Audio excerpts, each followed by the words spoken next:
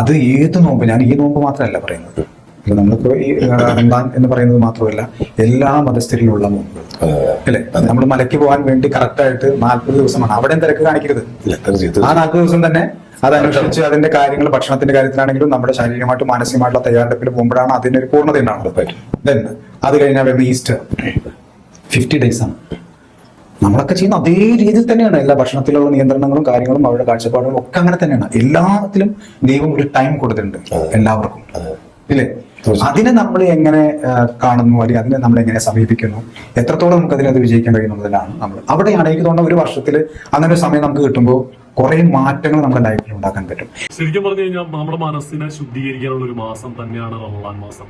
ഈ നവാസ് പറഞ്ഞില്ലേ, ഏത് മതസ്ഥരിലും എടുത്തു നോക്കിക്കഴിഞ്ഞാൽ ഒരു മാസം 40 days 50 days ഇതൊക്കെ നമുക്ക് ദൈവം തരുന്നത് നമ്മളെ ഒന്ന് പ്യൂരിഫൈ ചെയ്യാനാണ്, നമ്മളെ നല്ലതും ചീത്തനും ഒന്ന് സെഗ്രിഗേറ്റ് ചെയ്ത് ഇനിയുള്ള അങ്ങോട്ടുള്ള ലൈഫ് ഇതേപോലെ തന്നെ പോകാം എന്ന് പറഞ്ഞിട്ടും അല്ലെങ്കിൽ അങ്ങനെ ഒരു കാഴ്ചപ്പാട് ഉണ്ടാക്കാൻ വേണ്ടി തന്നെയാണ്. പക്ഷെ നമ്മളൊക്കെ എന്നിട്ടും ഏത് രീതിയിൽ തന്നെ നടക്കുന്നത്, ഈ നോമ്പും പിടിച്ചിട്ട് ഈ പുണ്യമാസം എന്ന് പറഞ്ഞ നോമ്പ് മാസമായിട്ടുണ്ടെങ്കിലും ഭക്ഷണത്തിൽ മാത്രമല്ലല്ലോ നമുക്ക് നിയന്ത്രണം വേണ്ടത്, എല്ലാത്തിലും നമുക്ക് നിയന്ത്രണം വേണ്ട മാസം തന്നെയാണ്. എന്നിട്ട് കാണിച്ചു കൂട്ടുന്നത് എന്താ, എല്ലാവരുടെ ഞാൻ പറഞ്ഞ ഞാനടക്കം ചില സമയത്ത് നമ്മുടെ അവസ്ഥ തന്നെ മാറിപ്പോണ സിറ്റുവേഷനിലൂടെയാണ് നമ്മുടെ പല കാഴ്ചപ്പാടുകളും പല പ്രവർത്തന രീതികളും. പക്ഷെ അതിനൊക്കെ ഒരു കടിഞ്ഞാൻ ഇടേണ്ടത് തന്നെയാണ് ഈ ഒരു പുണ്യമാസത്തിൽ.